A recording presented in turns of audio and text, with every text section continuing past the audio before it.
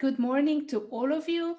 My name is Agnes Uheretsky, and I'm very happy that you have taken the time to join us this morning to speak about work-life balance and job seekers, the role of public employment services. Um, Also, we have a great lineup of speakers for you. So before we go and present to you the speakers, I'm going to just give you a few key informations about the webinar. My name, as I said, is Agnes Uheretsky. I am the co-executive director of the Work-Life Hub. We are actually one of the partners in the EQUAL project, Equality for Work and Life. This is an EU-funded project that is coming to an end, but we're going to be sharing with you some of the ideas behind the project, some of the key findings, and also one which is the toolkit that has been developed by the project. We're going to be sharing that. But more than that, today we also have for you quite a number of great insights and issues that we're going to be raising around this topic, because work-life balance is very often, you know, the discussion between having a paid job and the compatibility or the incompatibility of managing care responsibilities, private life, and work responsibilities. Today, we're going to be tackling this topic from a slightly different angle. What happens with people who do not have a job, who were perhaps not able to hold down a job or access the paid work and labor market because of their care responsibilities. So let's look at what is on today's agenda. We're going to be having opening remarks and a presentation of the EQUAL project by Anna Chiara Giorio. She is from ANPAL. She is the project coordinator. Then we're going to move on and give you a short presentation about the toolkit, which was developed within the framework of the EQUAL project by Barbara De Micheli. Afterwards, we're going to be hearing from Álvaro Oliveira, who is from the European Commission. He is going to be giving you an update on where the transposition of the EU Work-Life Balance Directive stands at the moment. Then we're going to be hearing from Julian Beer of the European Trade Union Confederation. She's going to be giving the trade union perspective on the topic, as well as on the directive. Then we'll have a presentation from Silvia Zweng. She's joining us from Vienna, Austria, from the Public Employment Service of Austria. She's going to be speaking about gender mainstreaming, improving digital skills, and helping women return to the labor market after an extended period of time. The speakers list will be closed, last but not least, by Stacy Gemonos. He is the director of Eurocarers, the European umbrella organization that is representing the interest of family and informal carers. So we're going to be hearing from the perspective of carers about the Work-Life Balance Directive, about paid work and accessing the labor market. And then we're going to have open for you the floor for questions. Again, if you have already questions while the speakers are giving you their presentations, do not hesitate to already ask your questions in the Q&A function. And then at the end, you're also welcome to join the floor and raise your hand to get access to the microphone and ask your question like that. So moving on, we have the first presentation is going to be held by Anna Chiara Giorio. She is the public policy researcher and the project coordinator of the EQUAL project. She's working at ANPAL, which is the National Agency for Active Labor Market Policies in Italy. So a big welcome from me. Chiara, thank you very much for joining the webinar. I'm going to stop sharing my presentation, and we will just maybe take a moment to have Chiara's presentation on. So Chiara, thank you. And the floor is yours to share your slides. Thank you very much. First of all, the most important aspect of the innovation is a keyword is connecting the policies, connective active labor policies of employment services like orientation, training, job assistance, and all the traditional active labor policies managed by PES. Connecting work-life conciliation and non-stereotypied approach to facilitate employability of job seekers with care responsibilities and or other reconciliation needs, and the policy welfare services policies. Speaking on innovative methodology means focusing on first of all, project partners with a multi-level, multinational, multi-local sharing approach. Secondly, public employment PES, staff skills with a training package. Third, a personalized approach to PES users' needs, and then support of practical tools, the toolkit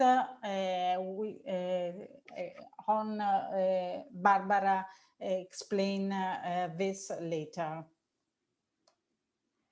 The sharing approach of project partners is combining sharing knowledge, practices, tools, and designing the intervention model, the project experimentation, choosing the beneficiaries and the roadmap based on local resources and needs. Finally, a sharing approach is engagement of other local stakeholders. Public employment services staff training package, we got experimentation in the project, are a combination of three aspects. First, the assess participants' needs, then design and an individually tailored project for each participant to efficiently target a new job through adequate work-life balance support, combining individual and group activities and face-to-face or remotely, like in this period, activities. And then the project activities of training for peace staff result is a focus on knowledge of MAP local welfare services supporting care responsibility. Personalized approach to PES users' needs, combining traditional active labor employment services like orientation, training, and job assistance, made with individual and group activities, manage face-to-face in the center of peace, or remotely. I think that's all. I'm sorry for my bad English and my problems with technology. Maybe I can answer to your question at the end of the debate, or during the debate, some question inherent specific aspects of the project activities. You can read in our site, or also now Barbara, I think, explain you better. Thank you very much for your attention. Thank you very much, Chiara. Thank you for the presentation. So now we're moving on. Our next speaker is Barbara De Micheli. She is the head of social justice unit at the Fondazione Giacomo Brodolini. The Fondazione is one of the project partners. Barbara has many years of experience with projects in gender equality, European projects, research, implementation, and she's going to give you a brief insight into the development of the toolkit of the project. So thank you very much. Barbara, the floor is yours. Thank you, Agnes, and thank you all the participants to be with us. I'll try to give you an overview on the toolkit, which is our main output of the project, but not the only one. The idea, as Chiara was mentioning, is to provide with some operational tools, public employment services or employment services in general, especially in Italy, but also all over Europe, with some insights, information, knowledge, and practical tips so that they could support a more widespread focus on work-life balance when they give guidance to job seekers to re-enter the job market. We have thought about a structure. I mean, the project, as Chiara was saying, is mainly implemented in Italy, but we do have a transnational partnership from Spain, from Norway, from Belgium, and the knowledge we got from our partners was important together with the research we made at national levels, so to create a base of information and knowledge that could be accessible for people all over Europe and in Italy in special. Of course, the idea at the beginning was to have a paper manual, but in the end we thought that an online tool would be more interesting.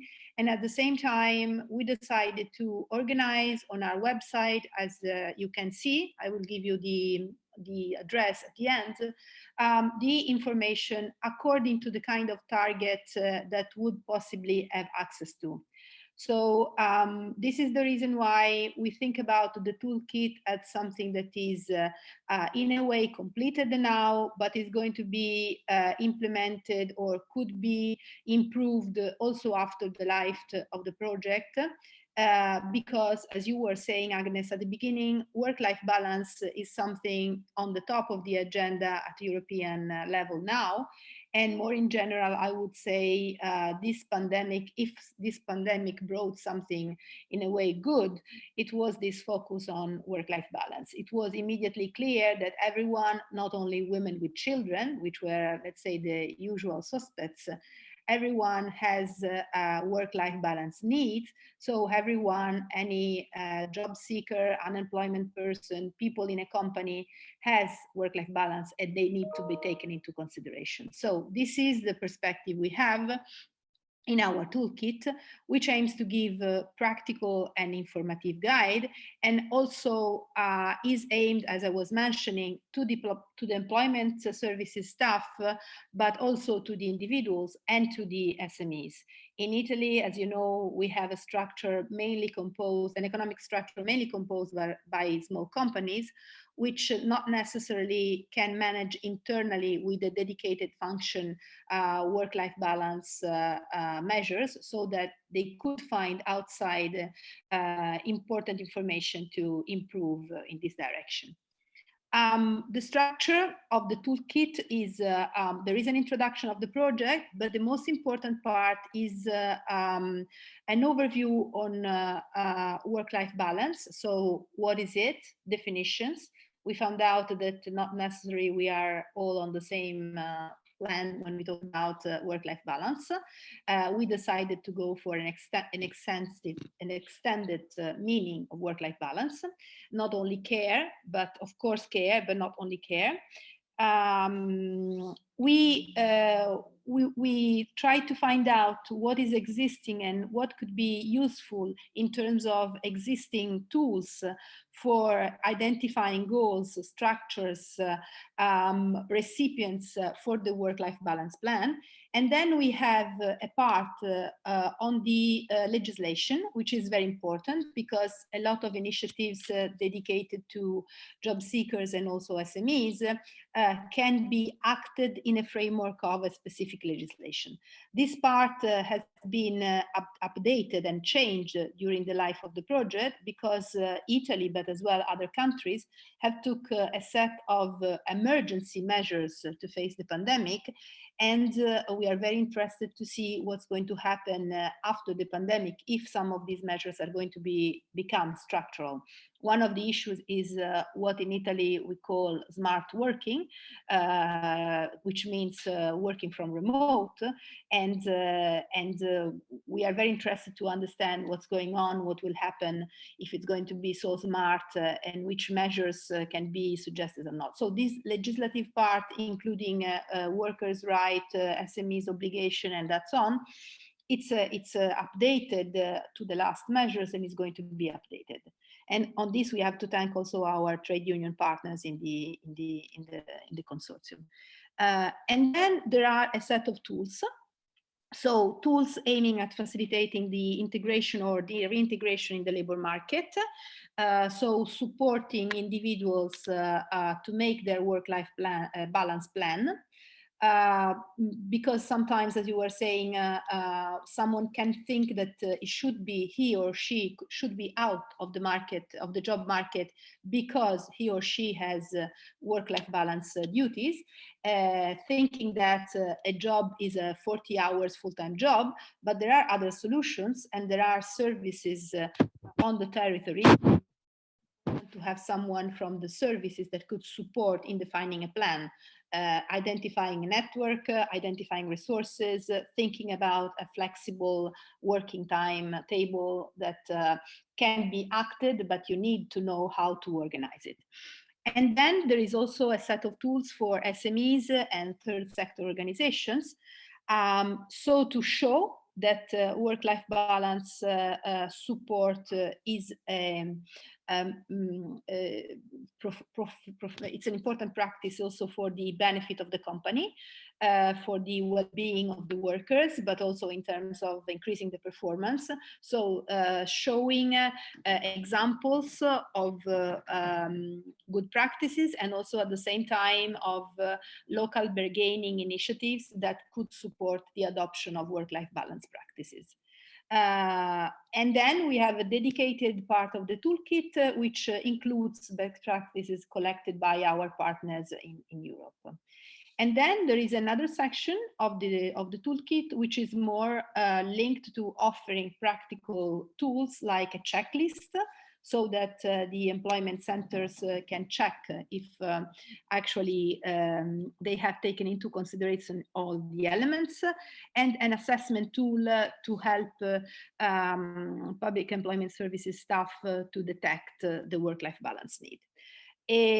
Of course, we know that in many cases, employment services are already working on this. So what we suggest is that we suggest the toolkit as an additional mean that can be used in different contexts, from arising awareness about the importance of work-life balance practices to supporting the implementation of the plan. And I wanted to show my last slide was about, here it is. So where you can find the toolkit, this is the address of our website. We have online an Italian and English version, and you can enter from 3 different sites, people, so the individuals, if you are a person and you want to know what is available for you. Public employment services, so the tools for the staff in the employment services, and companies, so the practices, the ideas, and the examples of contracts and bargaining. And I would say that's it for the moment. I thank you very much, and if you have any question, I would be happy to answer. Thank you. Thank you very much, Barbara, for this very concise overview of the toolkit. As you said, this is one of the results, one of the outputs of the project, but not all of them. And I think, thank you also for making the reference to COVID-19 and the pandemic, because unfortunately, I think there's going to be even a more important need for this tool and this project once the pandemic is over, because first of all, a lot of the SMEs, you know, that you mentioned, SMEs all over Europe who are employers, are in the hospitality business, are in cleaning services. A lot of the employees that have been affected, studies have shown that actually more women have been affected by this crisis than men, more than in the 2008 financial crisis. And also because a lot of women or mothers or carers who have been unable to balance their paid work responsibilities with their care or homeschooling responsibilities decided to step out from the labor market and step away. So there's going to be a need for better policies and intervention tools to integrate them once this is over. So fortunately and unfortunately, I think this is going to be more relevant going forward. So thank you again, Barbara. I'm sure there's going to be a number of questions to you at the end of the webinar. And now we're going to move on to our next speaker, and it's Álvaro Oliveira, who is from the European Commission DG Justice. Álvaro is a senior legal officer at the Unit D2 on gender equality. And no person is perhaps better placed to present to us an update on the Work-Life Balance Directive than Álvaro, as you have been very actively involved in the preparation for the directive and also monitoring somewhat the implementation and the transposition of the directive. So thank you very much, Álvaro, for accepting our invitation, and the floor is yours. Thank you very much, Agnes, for the invitation. And by the way, it's really very important that projects like this put in practice the big principles in the reality, which is not always easy. So to start with, I'll try to share a PowerPoint. So I don't have a lot to say, so I brought a PowerPoint.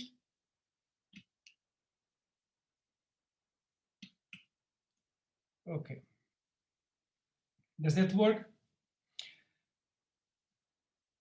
Well, the objective of the Work-Life Balance Directive is to tackle the challenge that mostly women, not only women, but mostly women face in the caring responsibilities.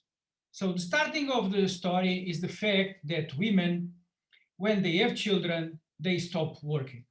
That's obvious. Sometimes they stop working for a few weeks, sometimes for months, sometimes for a year, sometimes completely, forever. So the problem is that this situation, which can of course be part of a personal choice and be, puts a social pressure on women and has an important social impact. So it has an impact to start with on the careers of women in their salaries. If you stop working for some months or years, clearly that is going to make a difference when people will consider you for promotion or not.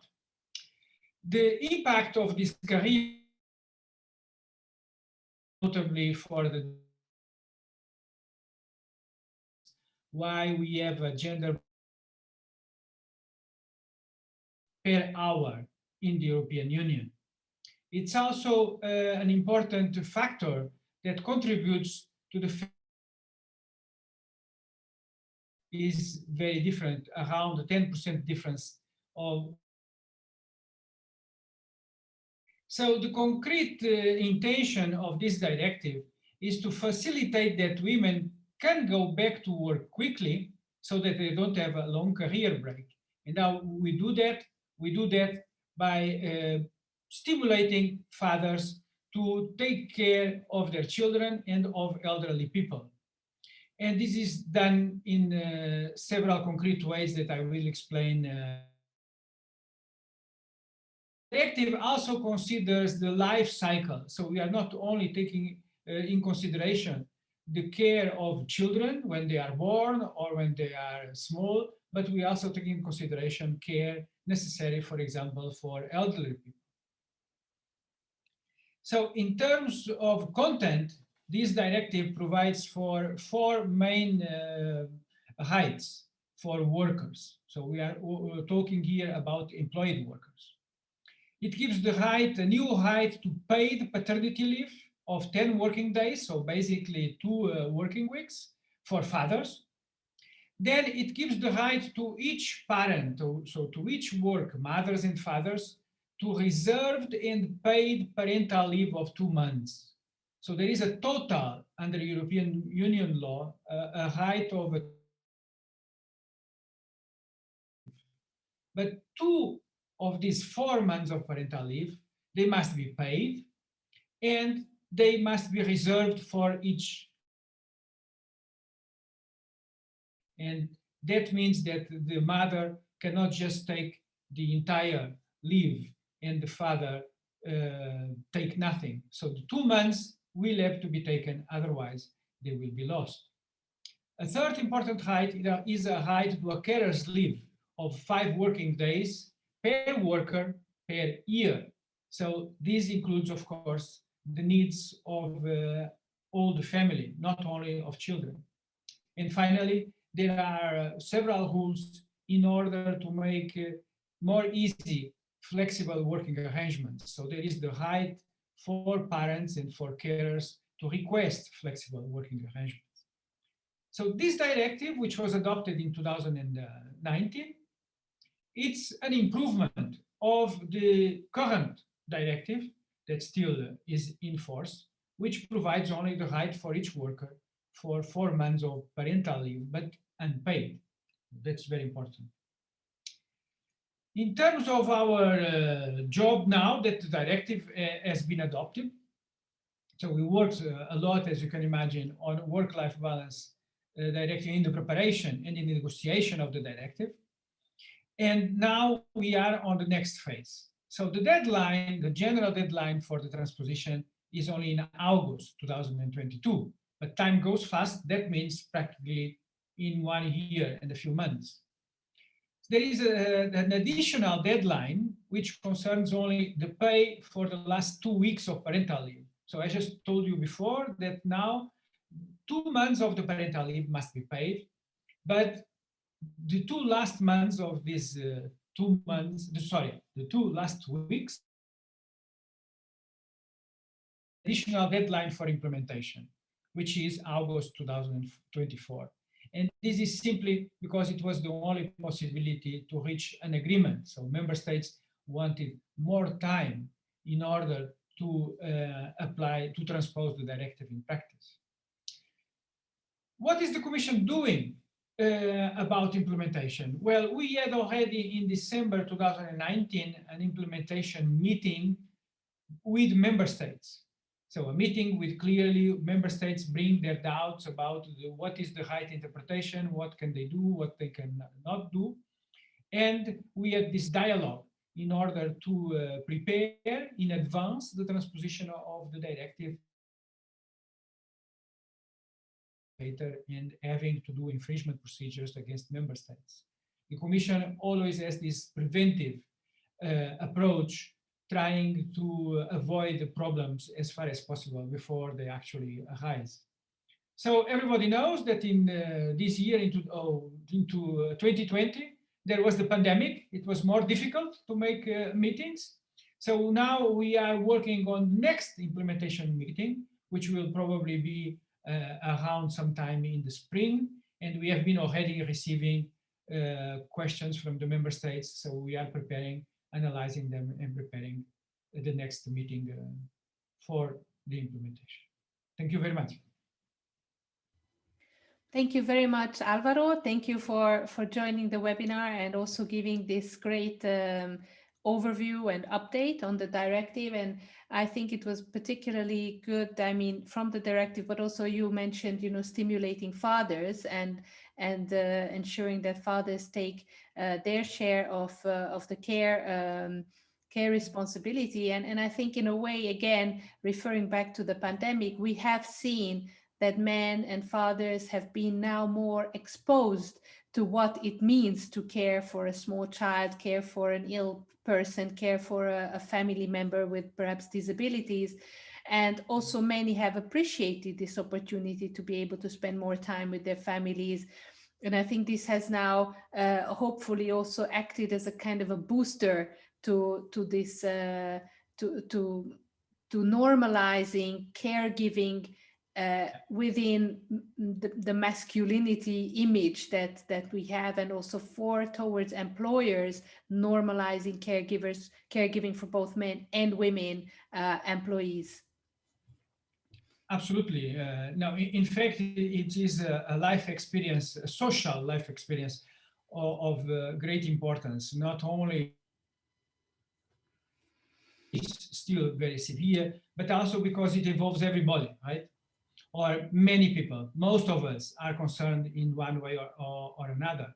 So getting to the, for example, the question of Zoltan, I mean, following what you just said, Agnes, I think that the pandemic made that this life experience that we reflect anytime that, not only in the pandemic, but anytime that we have a very strong experience, good or bad, normally bad, it's a chance for us to reflect about what we are doing.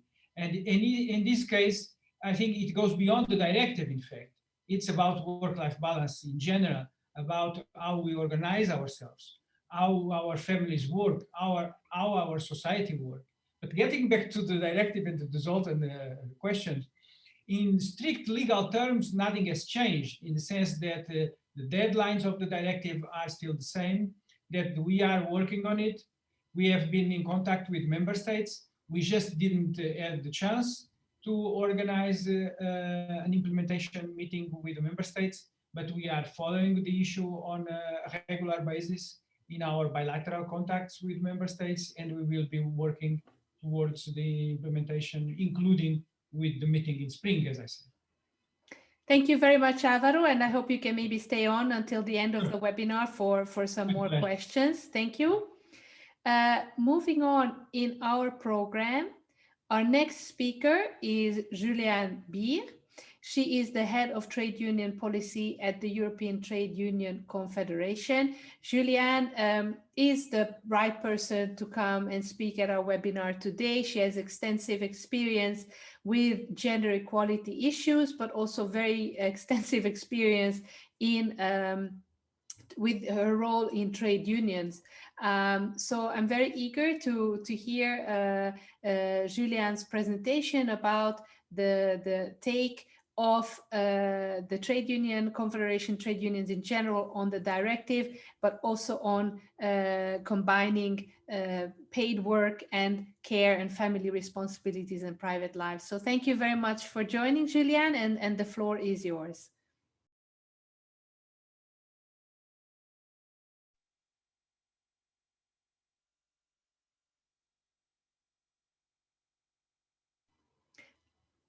I cannot hear you, Julian, even if you're unmute.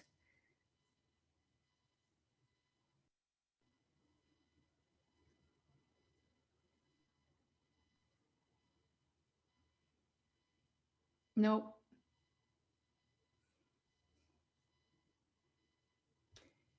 Can you please tell me, others in the chat, if you can hear Julian, if it's just me or no?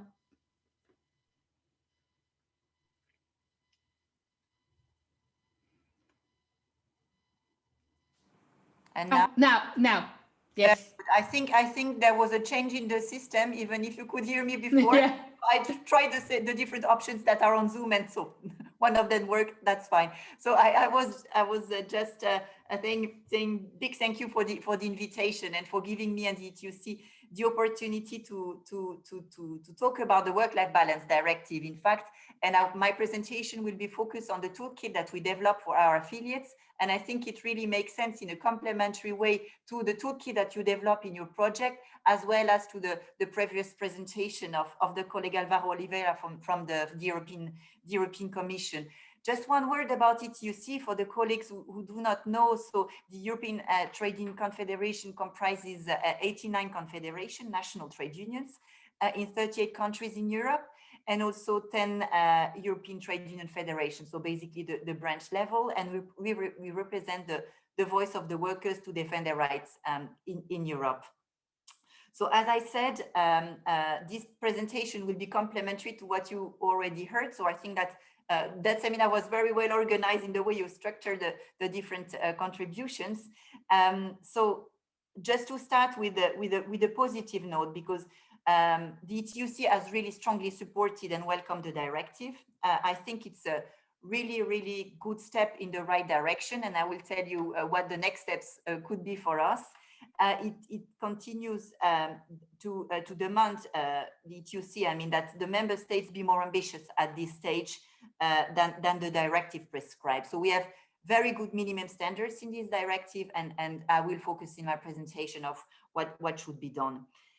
So the ETUC toolkit that I will present in a minute with my PowerPoint. So the purpose is to support our affiliates, but can be also a source of inspiration for you to work, of course, towards better work-life balance at the national level, so to ensure the proper implementation of the directive, to give information on the transposition, the possible barriers, and the possible improvements, of course, of the directive. Before starting, another short comment about the current situation, which was also mentioned by the other colleagues. I think that with the COVID crisis we're facing right now, this directive is even more important, I would say. We saw how much work-life balance was a challenge before, but we can see now how much work-life balance is a challenge right now, you know, with the importance and the needs of flexible working arrangements, the increased use of telework, which is another key topic that we are discussing now in the trade union movement. The fact that the different leaves are addressed also in a different way in the context. That was also said by the Italian colleague before. We could also take the example of Belgium, you know, creating a special Corona parental leave during that period for a limited number of months. So all these kind of initiatives, I would say, are to be linked with the directive. So now I will start my presentation on the toolkit, and I will be quite fast with the first slides, because, you know, the purpose was to introduce the content of the directive, but I think that the former speaker already covered it, so I will not insist on the different aspects covered. Starting with three general remarks, three introductory remarks. So first of all, something I think which wasn't said is that this directive addresses new rights and the consolidation of existing rights. So new rights, parental leave, consolidation of existing rights, parental leave. And here I would like to add a comment on that. You know, the parental leave is indeed, there is already a directive on that, and this directive is an outcome of a social partners negotiation. So that's also to show you how important this is for trade unions, but for employers as well. As I said, it's a joint agreement that we co-signed a few years ago, that we improved once, and I think that the directive improves it even in a better way in the content. Second comment, to the Work-Life Balance Directive, the transposition as soon as possible. No need to explain that. It is really important that member states take their responsibility to implement the directive. And the third comment, I already mentioned that in my introduction, it's a really good basis. It's a very good tool about minimum standards, but we do think as a trade union that more should be and can be done during the implementation phase. So here you have the name of the two colleagues who help us for the toolkit, just to give them the visibility here. So as the previous speaker said, first of all, there is a new right focused on paternity leave. Here you see the different provision of that rights, and here for us, you know, the question mark is about the payment of the paternity leave and also the equivalent second parent, and I will come back on that later. The second right, carers leave for EU citizens. Here again, it's a new right of the directive, a very important one. But here, like for the parental leave, you need 1 year length of services. So it's not an automatic right that you can ask. So this can be also a limit to take it. I'll come back on that when addressing the barriers. As I said, I'll be very quick on the content. The third right is the flexible working arrangements. Here again, it is the third new right of the directive. The description is here in the different boxes, and as I said, I am quick by addressing the content, and I will come back more later on the barriers and the opportunities we have. And last but not least, as I said, the parental leave right, which is not this time a new right, but the improvement of a social partners agreement, because, you know, before we had only 1 month, which was not transferable between the father and mother. Now we have 2, and there is an additional reference, as already said, to paid parental leave, but at adequate level. So what adequate level means, that's a question mark. And here again, 1 year length of services requested. Now, what do we provide to our members in order to help them to follow the, let's say, the implementation and the transposition of the directive? Of course, it's up to the member states to do it, but different actors have a role to play. And of course, it's important that trade unions are involved, and also that they can propose what is important. So here we developed, let's say, a 10-step strategy, starting with the assessment of the directive in relation to existing legislation, in relation to, you know, union position, in relation to the actual needs at the national level. It's also important, of course, to take a position, if not already done, to identify specific issues that the government could consider in the process towards the transposition, and to go beyond the minimum standards of the directive. And for that, there is a need to work, of course, on concrete legislative proposals and to prepare a catalogue of arguments. Step number 6, to keep in touch with the relevant people in the ministries. So that's, of course, what the Commission is doing, but that's also important that from our side, we do the same, just to follow the different steps, and to develop, of course, our own press strategy to communicate on what the priorities should be for us, and to seek alliance with other actors. Of course, when let's say, working on the content of the directive in the previous steps, we worked a lot with women's organizations, NGOs, families organization, other unions, political parties, MEPs. That should be still the case in the implementation phase. To send a letter to the government is a possibility for our colleagues, and also to organize events to promote the position. To say what? To say the first things, that there are barriers. And here you can see in this slide that we have identified 4 main barriers to implement and transpose the directive. And it totally goes in line with what Agnes said in her introduction, with why it is so important, because there are elements which need to be taken into consideration when we talk about work-life balance in the context of the directive, but not only. So first of all, the payment of the leaves. When there is a lack of payment or an inadequate payment, it implies complicated consequences and difficulties to, let's say, ask to benefit and to ask for the right. So if we take the illustration of paternity leave, so when we drafted this toolkit 1 year ago, and the situation has probably evolved, but so that number should be nuanced. Only 14 member states offer sick pay let's say compensation at the level of sick pay that could be considered as well paid, which means 60% of the previous earning. So if it's not the case, we really evaluate that as a strong disincentive for fathers to take paternity leave.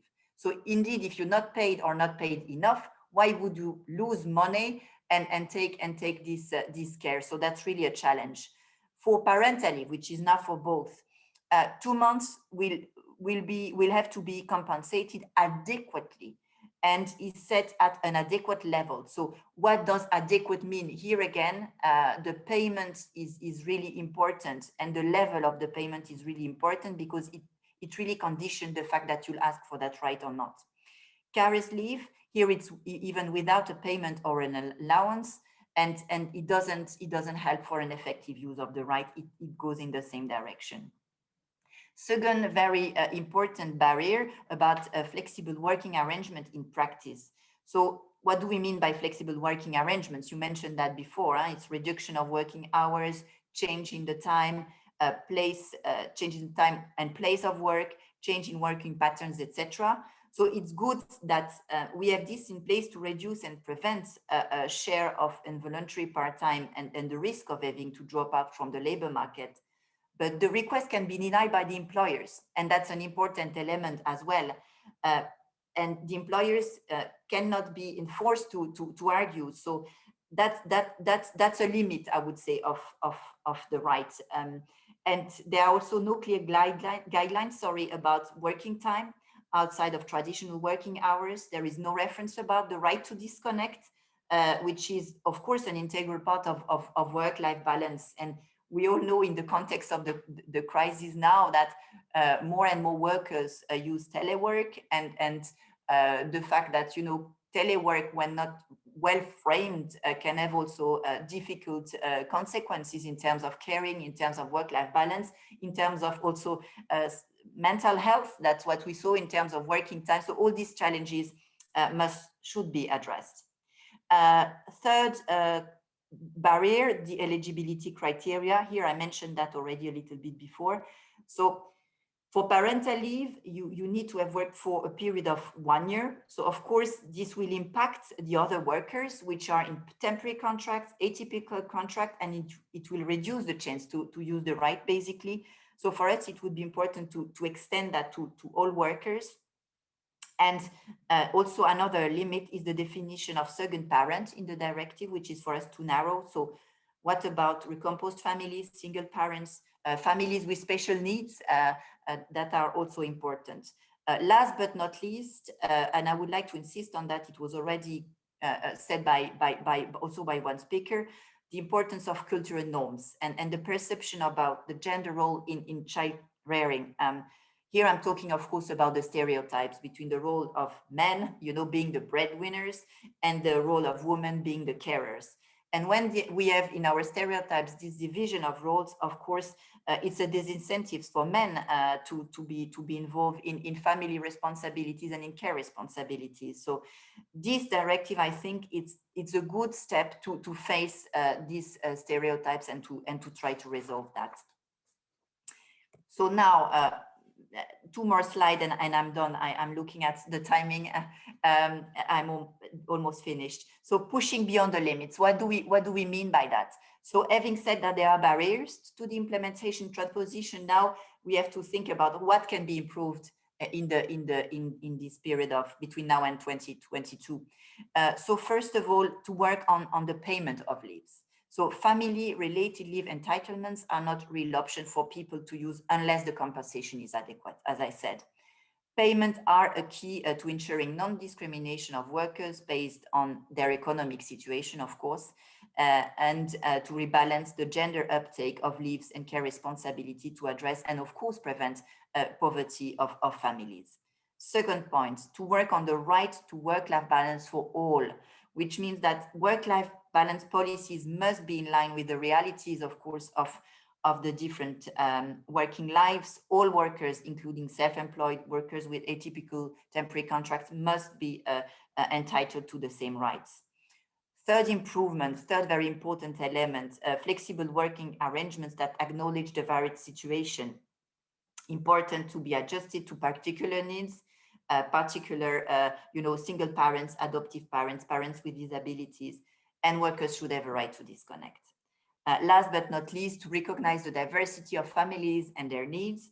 Here, I'm talking again about the equivalent second parent. What does it mean? It's important to recognize the diversity of the families by recognizing the different relatives, such as, for example, the siblings and the grandparents.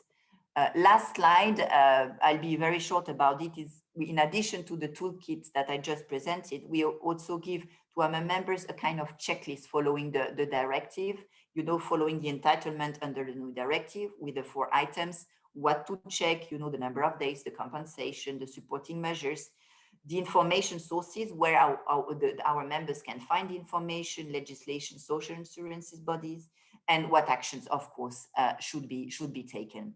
So that's the overview of the toolkits. And as I said, I think that I was also very much interested in the toolkit that you developed, in fact, and I think that it really goes in the same direction.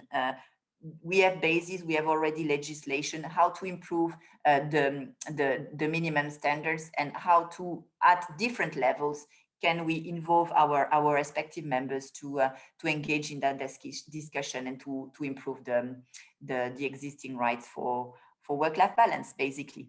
Thank you very much for your attention.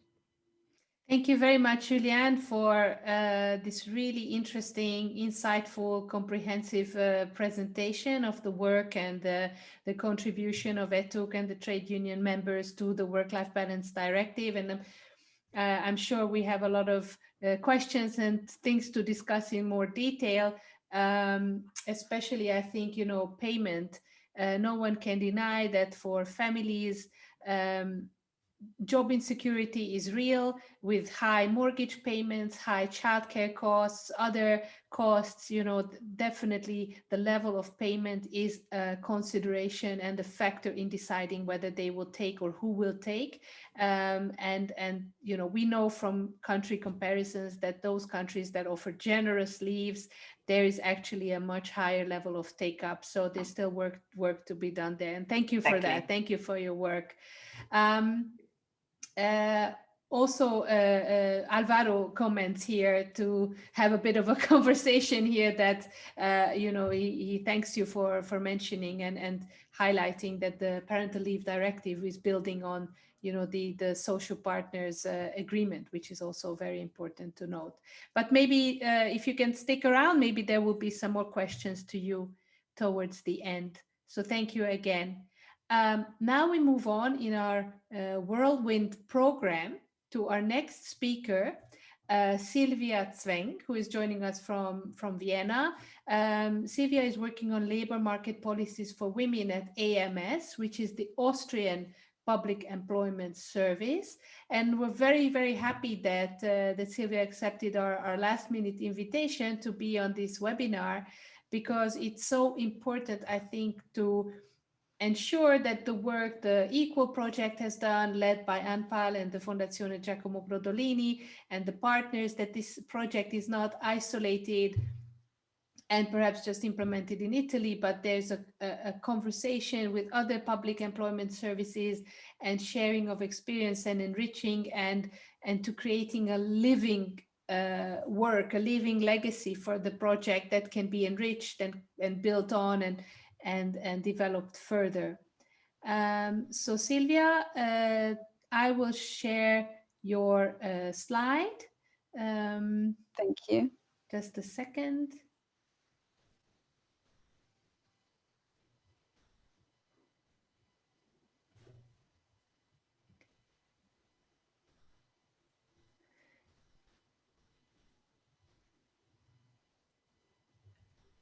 Just let me know when you would like to change, when you would like me to change slides. I will do that. Yes, sorry about that. I will just do this and go back up. Yes, thank you. Thank you, Silvia. The floor is yours. Thanks. Yeah, well, dear Agnes, dear colleagues, dear auditory, thanks for having me here as a speaker today.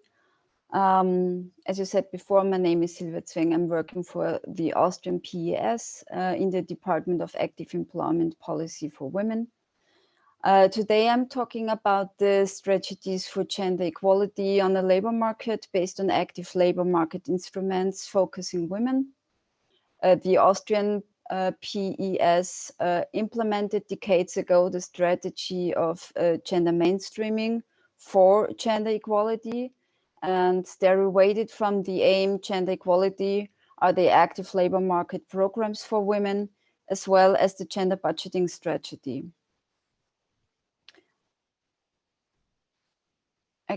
Next slide, please.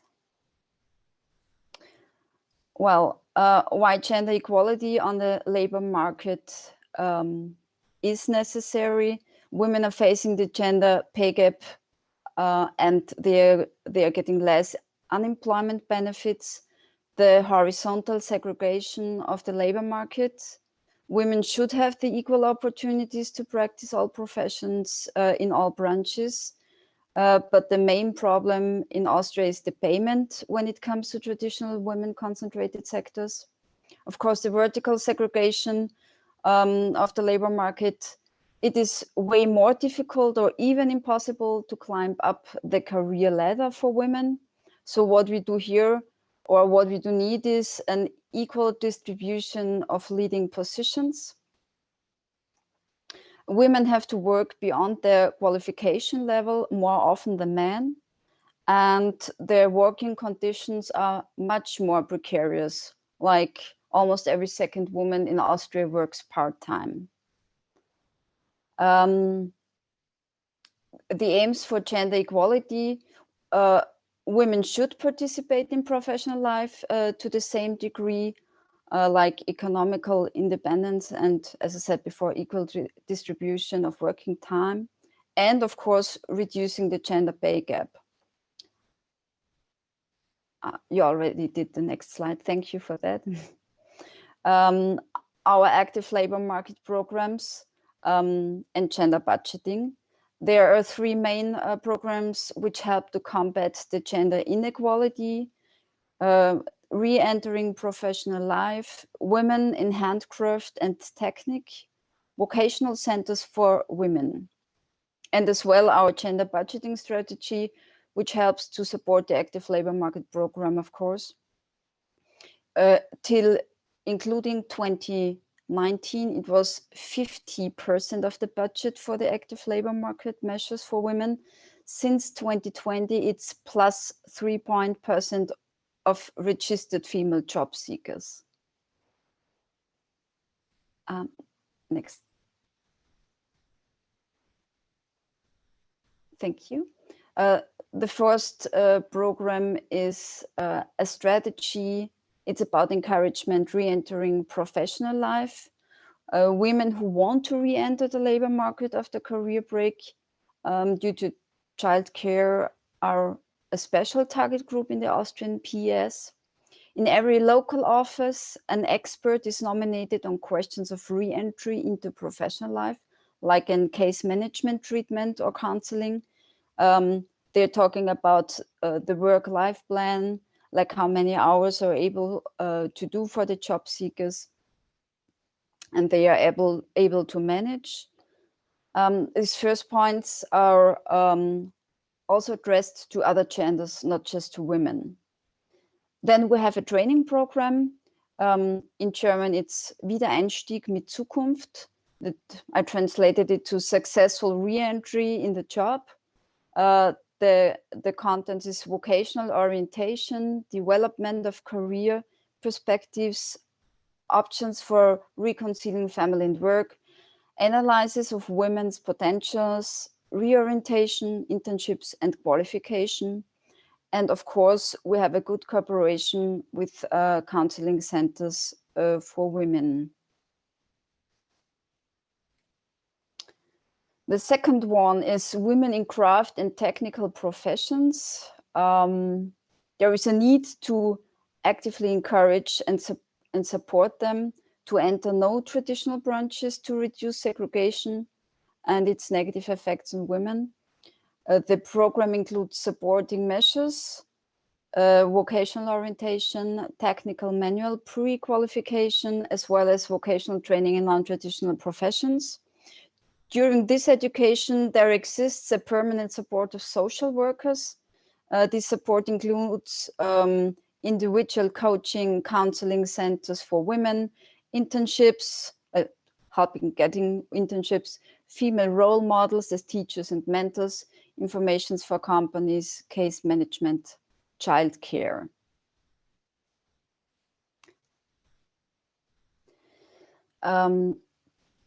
The third program is the Vocational Centers for Women. The Vocational Centers for Women providing a wide range of services, always with the goal of higher qualification or formal qualification. They're doing case management in form of individual coaching, vocational orientation, analysis of women's potential, information, vocational training and job opportunities, development of vocational skills, contact point to all institutions, providing active measures for women. Of course, it's really important to cooperate with companies, to do internships, to get back into the labor market. And we do also have an open room for women, especially for out of labor force women. So that means they don't have to be registered at the PES. They can come and get any information they would like to have.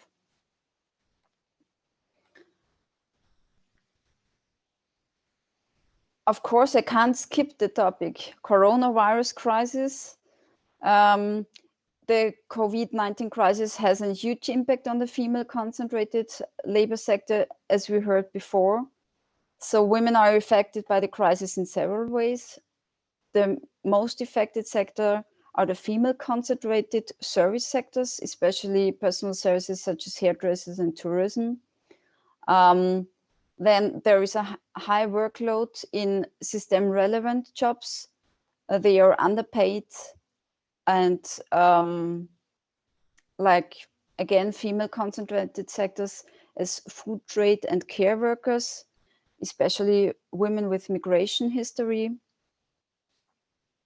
And the compatibility on work and family under very difficult conditions. I'm just mentioning home office, homeschooling, homework. Well, the situation on the labor market then, as we all know, the problems women are facing on the labor market now are the same problems they already faced before COVID-19. The problems just tied up. So we know that statistically there are less women affected by unemployment, but the working conditions are precarious, really precarious. Like I said before, every second woman in Austria works part-time. The amount of women that are out of labor force is much higher. Women work more often than men in underpaid jobs that are considered as system relevant. More higher educated women than men are unemployed. The unemployment of women that return to the labor market after the parental leave increased about 45% in relation to last year. And I said it before, but women still take the responsibility of unpaid care work. And in Austria, there's also a main point about single person businesses, which were really extremely affected by the crisis. Next slide, please. Next. Thank you. And this is already my last slide. We're trying to face coronavirus crisis. The Department of Employment increased the budget. We're working on improving the digital skills of women and allow teleworking as a possibility to finish the training or the education. And of course, the focus on qualification in general, like vocational retraining. And our main aim, as always, but especially now, is to encourage any formal or higher education reorientation, especially for women without benefits from PAS Austria. Well, thanks for your attention.